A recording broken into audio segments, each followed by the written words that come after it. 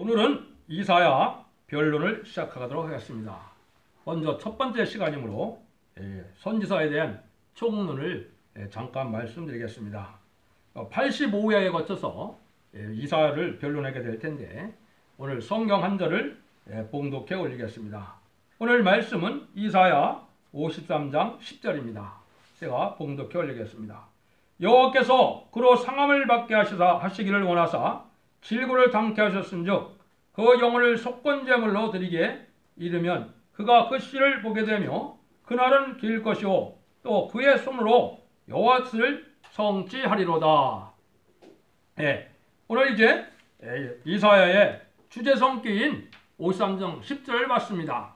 그래서 모든 예언의 말씀은 물론 여기 말씀한 것처럼 여호와의 뜻을 성취하기 위해서 기록한 것이 이게 변론서가 또 이사야서가 되겠습니다. 그래서 그 뜻을 이룰 뿐은 하나님이 원해서 되는 일이지만은 그거는 하나님이 사랑하는 아들로만 통해서 이루어진다는 것을 강조한 겁니다. 그래서 주님이 자기 뜻대로 이 시대에 와서 십자가에 들어가심으로 우리의 속건제물이 된 게 아니고 하나님이 원하셔서 그 일을 했기 때문에 하나님은 그게 구세주로 만왕의 왕으로 메시아로 인정을 하게 되는 역사가 있었던 겁니다. 그러면 이 구원의 섭리를 하나님은 사랑을 이루기 위해서 이제 하나님은 아주 오랜 세월을 두고 하나님이 역사하시는데 역사하시기에 하나님은 또 말씀을 통해서만 역사하기 때문에 모든 일의 말씀을 기록하게 하셨죠. 여러분들이 이제 잘 아는 것처럼 한 민족인 이스라엘 백성들을 택해서 하나님께서 이제 구원의 종교를 이루기 원하셔서 하나님이 율법적인 교회를 통하여 오랜 세월 동안 이제 제사를 지내게 하셨죠. 그런데 하나님의 구원의 섭리는 더 큰 사랑으로 회복되고 확정할 때가 되었으므로 그 예언의 말씀이 이제 성취되는 과정에 우리 주님이 이제 대속조물로 돌아가심으로 말미암아 은혜 시대가 열린 것을 다 알 것입니다. 그래서 이제 믿음을 어떻게 구분할 수가 있느냐? 오실 메시아를 믿는 시대가 있었고 이제 그거는 구약 이스라엘 백성들이 해당이 됩니다. 그 다음에는 예수님이 오셔서 십자가에 들어가셔서 이제 지금까지는 오신 예수님, 오신 메시아를 믿는 시대였던 겁니다. 그런데 하나님은 이제 인간 종말에 어떤 일이 오냐? 다시 오시는 예수님을 믿는 시대가 있을 것을 성경에 말씀한 겁니다. 그 내용을 조리 있게 알려주는 것이 이게 선지서입니다. 선지서 중에서도 이사야 선지서는 대선지서가 되어갖고 모든 인간 종말에 되어질 일들은 다 이사야 성경에 있다고 해도 과언이 아닙니다. 그런데 하나님은 한 민족을 택한 것은 바로 뭐냐? 이 언약의 말씀을 기록해서 세계적인 구원의 종교를 이루어서 하나님 아버지의 뜻을 이루기 위하여 하나님께서는 이스라엘 민족을 택한 겁니다. 그래서 이스라엘 민족의 구약적인 일들을 통해서 하나님의 역사하는 방법을 알려주시고 또 이스라엘 백성들에게 음란법배 사치 타락이 오고 인신막하가 왔을 때 하나님께서는 아스로와 바벨을 통하여 이스라엘 백성들을 멸망케 하는 역사를 기록해서 그것이 인간 종말에 다시 반복될 것을 알려준 겁니다. 그래서 이스라엘 백성들은 예수님의 십자가에 못 박음으로 이제는 이스라엘 백성들은 버림을 당한 것이 되고 영적 이스라엘인 이제 한국이 바로 이제 다시 예언의 사명을 감당케 해서 그 예언서를 다 성취되는 과정 속에 어떻게 하나님의 섭리가 이루어질 것이냐 그걸 세밀하게 밝혀놓은 것이 바로 예언서입니다. 그래서 예언서를 이거를 방향을 잘못 잡으면은 이거는 해석될 수가 없습니다. 그러니까 늘 강조하지만 하나님이 지식을 지혜를 주셔야 되고 성령님이 알려줘야만 다 알 수가 있는 겁니다. 한 가지 예를 들면 아브라함과 이삭과 야곱이 예언서에 특히 이제 이사야서에 많이 등장합니다. 그분들은 아시는 것처럼 4,300여 년 전에 인물들이거든요. 근데 이사야가 쓰는 것은 이사야 성경에 쓰인 것은 2,700년밖에 안 됐기 때문에 약 1,500년 전이거든요. 그러면 여러분 생각 예언서가 과거에 1,500년 전에 있던 사람들을 통해서 예언을 했다. 말이 안 되는 일이거든요. 그러면 성경에서 말씀한 아브라함과 이삭과 야곱은 누굽니까? 이거는 인간 종말의 말세종이고 말세 사명자를 뜻한 겁니다. 왜? 옛날에 수천 년 전에 들어간 사람들을 통해서 예언을 했다면 말이 됩니까? 그러면 이게 무슨 말입니까? 옛날 옛적에 이스라엘 지명과 사랑과 왕들을 통해서 선지를 통하여 역사한 일들은 인간 종말에 다시 이루어지고 응할 것을 그걸 예정하고 인간 종말이 되면 그 뜻을 이제 인간들에게 알려서 인간들에게 이제 새 시대의 복락을 누릴 수 있도록 하는 것이 하나님의 뜻입니다. 그런 세월을 하나님의 구원에서 누리려고 하기 위해서 지금 약 6,000년이나 걸렸던 겁니다. 이제는 그런 시대에 우리가 완전 별로의 이런 종이 나타나면 하느님이 이제 그 이사야 성경을 통해서 얘기한 것처럼 이제 온 세계에 이제 심판할 때가 되면은 새 시대를 이루어서 말씀대로 심판하고 말씀대로 보호하고 말씀대로 왕권을 받게 하고 말씀대로 백성을 삼아서 새 시대를 이루어서 성대 나라를 이루고자 하는 것이 하나님의 뜻입니다. 하나님의 뜻이 한 나라를 이루는 것이 천년왕국뿐이 아니라 무궁세계의 영원한 나라를 이루는 것이 하나님의 뜻이지만은 그 나라를 먼저 이 지구에 먼저 이루고자 하는 것이 하나님의 이정하신 뜻입니다. 그래서 그 천년왕국이 끝나면 그대로 그 권세와 영광을 가지고 무궁세계로 가게 되어 있는 것입니다. 그 내용들을 이제 자세히 살펴보게 될 텐데, 그래서 그 말씀들을 바로 알아야 먼저도 얘기한 것처럼 마귀의 미혹을 벗어나고 이 시대의 신앙의 정통하다 보면 깡통이 되는 것이 영적 원리입니다. 신앙의 정로라는 것은 뭡니까? 예언의 말씀이 이루어지고 성취되는 겁니다. 하나님께서는 그때마다 시대적인 사명들을 들었었던 것을 우리가 기억을 해야 됩니다. 대표적인 인물만 3명만 얘기한다면 이제 양심 시대에 노아를 들었던 것을 우리가 알 수가 있습니다. 노아의 방주의 구원을 통해서 심판한다는 것은 어느 누구도 알 수 없던 겁니다. 그리고 이제는 아브라함을 택해서 언약을 세웠을 때 그 언약의 내용은 누가 알게 되는 겁니까? 그건 아브라함밖에는 모르는 겁니다.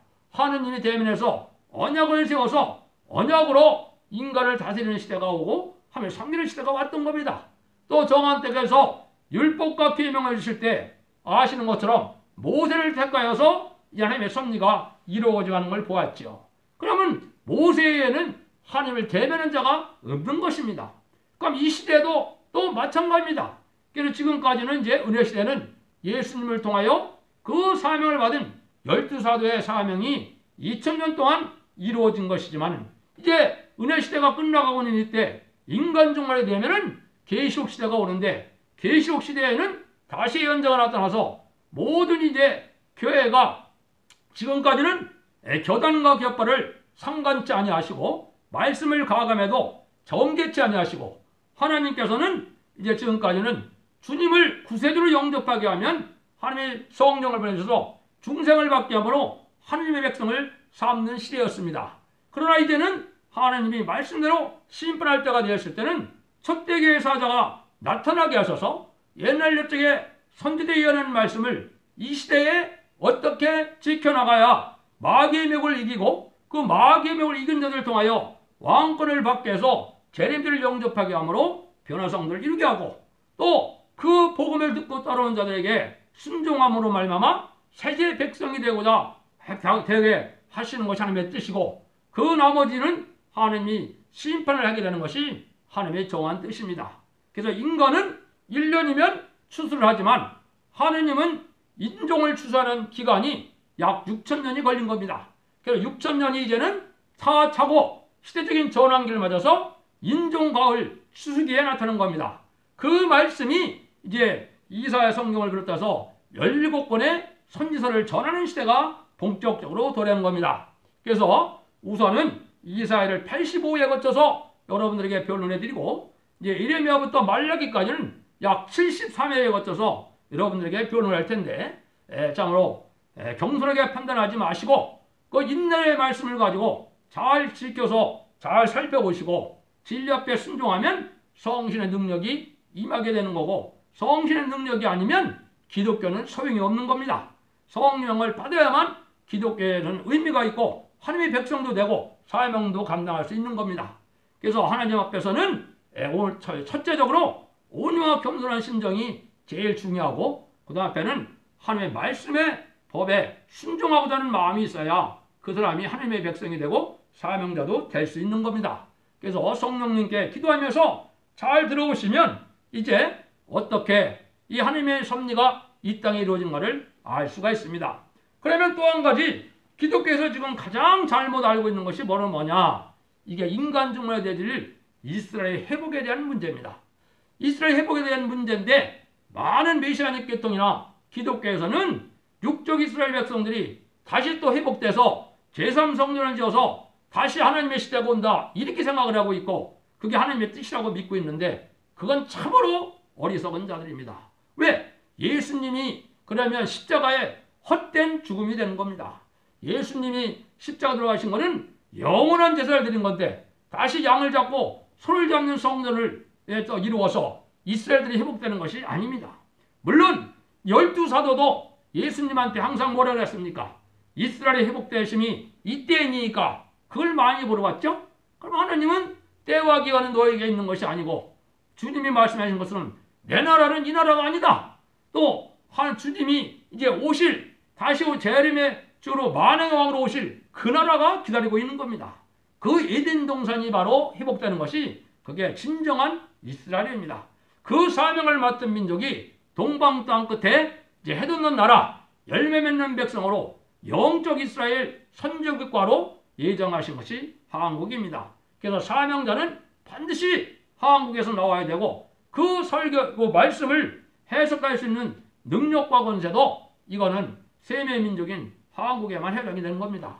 그거가 전제되지 않으면 예언서는 전체적으로 깨달을 수가 없습니다. 그래서 예언서를 이제 좀 생소하긴 하겠지만 여러분들이 잘 들어보시면 이제 그게 오히려 이치적이라는 것을 우리가 알 수 있습니다. 그래서 양의 피로 제사를 드렸던 선지국가 이스라엘 백성들은 예수님의 십자가에 못 박히고 이제 그래서 마가다락발 통해서 하나님의 사랑이 확정된 거죠. 이스라엘 하나님이 아니고 온 세계 하나님이다.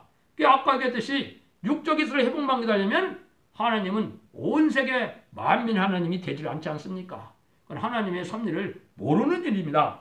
그거는 이제 성경 전체를 이제 본론하게 되면 그걸 알게 되고 모든 때와 기간도 어떻게 참정반열이어만 알게 되어 있느냐. 이것은 예언이 성취되는 것이 하나님의 말씀에 살아 운동력 있는 것이고 예언 성취되는 종만 그 시대를 알 수 있는 겁니다. 예언 성취를 알지 못하면 그 시대를 알 수 없는 거고 아무리 별소리를 내고 별 표적 증거가 나타났다 하더라도 그거는 속는 일입니다. 그래서 얼마나 많은 혼란을 주고 있는 단체가 수없이 많고 그런 사명자가 세상에는 수없이 많은 겁니다. 그렇지만 예언이 정확히 성취되는 응답을 받는 종은 절대적으로 있을 수 없는 겁니다.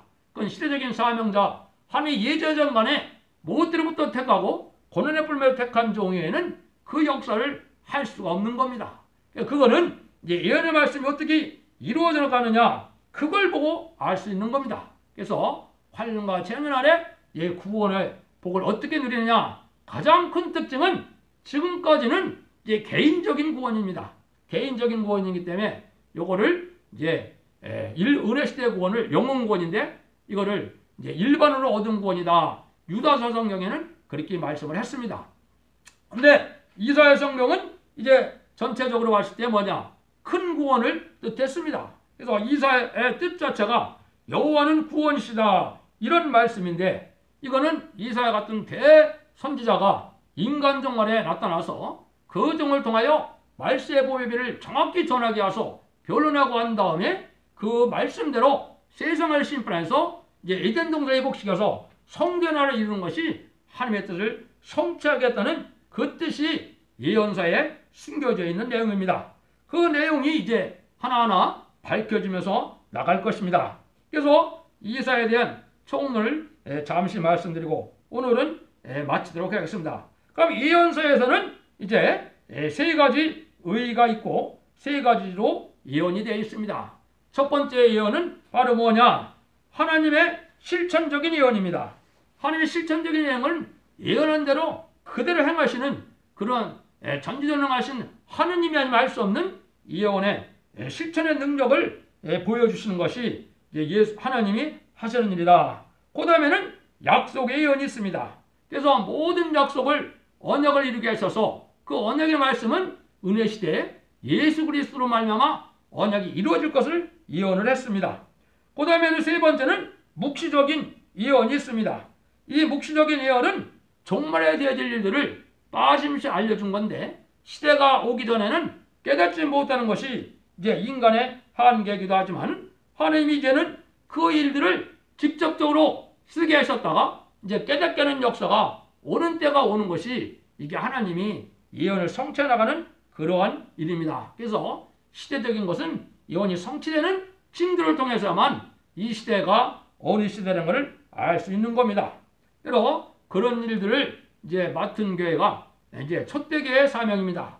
그래서 한 가지로 말하면 은혜 시대는 교단과 격파가 상관이 없고 이단만 아니면 이제 예수 그리스도를 구세주로 영접하고 부활 승천하셔 성령을 보내주는 예수를 믿으면 중생마다 하나님을 이제 영원 구원을 받는 시대였지만은 이제는 단체적인 구원, 이제는 가족적인 구원 이런 시대로 다시 오는 겁니다. 그 예표가 뭐냐? 그 예표가 약 4,500여 년 전에 노아의 홍수시대의 구원의 역사가 있었고 약 4,000여 년 전에 이제는 소돔과 고모라가 불탈 때 한 가정이 3명만 구원받는 역사가 있었는데 이것이 예표입니다. 그래서 이것을 통해서 인간 정말에 어떻게 구원의 역사가 올 것이냐 그거는 영육간에 구원받는 시대가 올 것을 보여준 겁니다. 그 말씀이 이제 이사야부터 나와 있는 겁니다. 그래서 이사야는 하나님의 큰 구원을 받게 되는데 큰 구원은 바로 영혼 구원만 받는 것이 아니고 이게 영육간의 구원이고 또 개인 구원만이 아니라 가족 간의 구원이고 또 단체적인 구원이라는 것을 이걸 큰 구원이라 그런 겁니다. 그래서 이것은 히브리서 2장 3절에 보면 우리가 이같이 큰 구원을 등한히 여기면 어찌 피하리오 이런 이야기를 하셨거든요. 이게 바로 이제 큰 구원에 대한 구체적인 내용이 이사야 성경에 나와 있는 겁니다.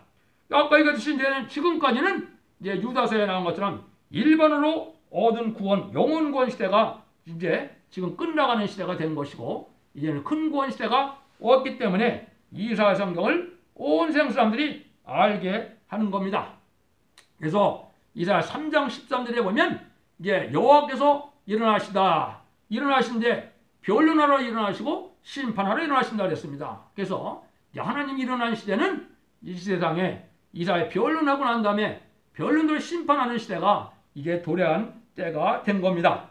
그래서 그것을 우리가 정확히 깨달아야 되는데 이사야 성경은 아시는 것처럼 66장으로 되어 있습니다. 그래서 1장부터 39장까지는 옛날에 육적 이스라엘 백성의 역사적인 사적을 통해서 하나님의 구원의 섭리를 이 시대에 알려줬고 또 이제는 40장부터 60장까지는 말일에 동방 역사가 일어남으로 말미암아 완전한 새 시대가 복구돼서 에덴 동산이 회복되는 역사를 이제는 묵시의 비밀로 알려준 겁니다. 이 비밀을 바로 알아야만 이제 은혜 시대에서 구원제 환란 시대에 구원받는 역사가 온 겁니다. 그래서 이것이 환란 영연에 구원받는 역사가 동방 역사의 세일의 역사로 대전되는 것을 알려준 겁니다. 그래서 하나님의 뜻을 이루어가는 것을 이제 우리가 알아야 되는데 아까 이사야 50장 10절만 소개하고 마치도록 하겠습니다. 그거는 아까 얘기한 것처럼 그 여호와께서 예수님을 통해서 구원하시는 일은 어떻게 되는 거냐? 하나님이 원했기 때문에 된다. 이것이 가장 중요한 겁니다. 그러니까 인간들이 자기 생각, 자기 고집으로 되어주는 일은 하나도 없는 겁니다. 모든 것은 하나님이 원하는 방향으로 되는 거고 그 원하는 방향은 온전히 예수 그리스도가 순종한 것이고 예수 그리스도의 참종이라면 모든 것을 하나님과 예수님의 뜻에 말씀의 뜻에 의합되는 것만이 하나님의 참 뜻을 이 땅에 이루어가는 겁니다. 그래서 그걸 우리가 이제는 신성과 인성을 가진 예수님만이 만왕의 왕이 될 자격이 있고 공중권세, 그리스도의 권세를 가지고 공중권세 잡은 마귀 권세를 이겨서 성대 나라를 이룰 수 있는 권세가 있음을 우리가 인정하고 거기에 순종하는 자들이 하나님이 대행자가 되고 주님이 대행자가 돼서 그 사명을 할 수 있는 것이 영적 원리입니다. 이사야 1장은 이제 전체적인 총론인데 이제 경고가 있는 하나님의 사랑이다. 이렇게 이제 정의할 수가 있는 겁니다. 그 이 말씀은 뭐냐? 하느님은 덮어놓고 아무 때나 심판하는 게 아시고 때가 되면 경고를 해주고 그 경고를 안 듣는 자를 이제 심판하는 것이거든요. 그럼 그 경고가 뭐냐? 그게 바로 1장 18절에 보면 이제 말씀 변론이라는 걸 알려준 겁니다. 말씀 변론의 시대가 오면 이제 하나님이 2700년에 썼던 예언서의 내용을 정확히 알려줘서 예언서대로 순종하면 복을 받고 예언서대로 순종하지 않으면 멸망을 받을 것을 알려준 것이 경고가 있는 하나님의 사랑이다. 그걸 우리가 알 수가 있는 겁니다. 그래서 그런 변론이라는 뜻은 이제 마지막 심판의 경고의 말씀이 된다는 것을 우리에게 알려준 겁니다. 그래서 오늘은 간단히 이제 이사야 총론을 말씀드리고 선지서의 총론을 말씀드렸습니다. 다음 시간부터 이제 1장부터 변론해서 여러분들이 이제는 이제 하나님의 뜻을 정확히 알아서 순종하여서 인간 종말의 마지막 영혼간의 구원의 복을 반드시 누리기를 바라겠습니다. 여러분들 믿음 말씀에 순종해서 복 받으시기 바랍니다. 감사합니다.